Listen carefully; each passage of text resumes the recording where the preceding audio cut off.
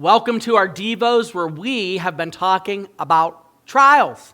I said on Sunday that we should not be surprised at trials. We should not be shocked at trials, but instead we should embrace them and allow God to use them the way that He wants to use them.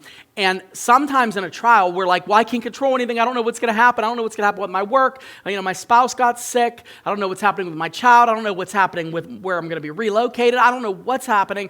And all of those things might be true, but here's what we have to do in the middle of a trial. What we can control your commitment to the Lord. Control your commitment to the Lord. How does this look?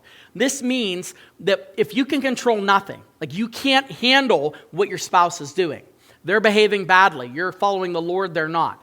You're dealing with a boss who is just completely belligerent, hard to deal with, and your company is changing. You're dealing with depression because you lost a loved one and you don't know when you're going to come to the end of it. What can you control in that? The only thing you can control is your level of commitment to Christ. And that's what you can control. Because, as I said, with every trial comes a decision. It's a reaction. Christianity is a game of reactions, not action. In a perfect world, we would all be perfect Christians. But Christianity is a reactive thing. We react either as the world reacts or as the Lord would have us react.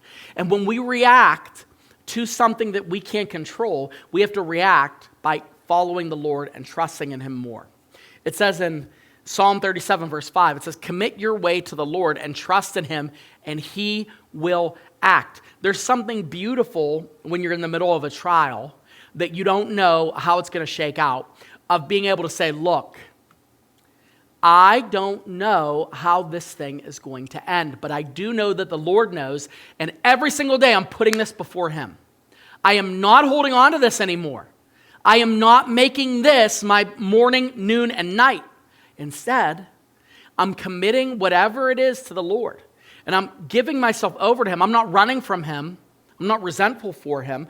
I'm not in calamity because I can't believe this is happening to me. But instead, I am trusting in Him. And my life is a reflection of my devotion to Him. That you can control. If you're like, but it's so bad, I can't control that. You can control that. If you focus on what you can't control, you will ignore doing what you can. And you giving over yourself in faith and saying, I'm committing this day to You. I'm committing this moment to You. I'm committing this hour to You. I'm committing whatever part of this process that I'm working out to You. When you take that away and you say you have no control of anything, you're lying to yourself. And the trial is going to get bigger and bigger and bigger until it consumes you. So, control your commitment to the Lord, give it over to Him, and allow Him to be the one that does all the acting.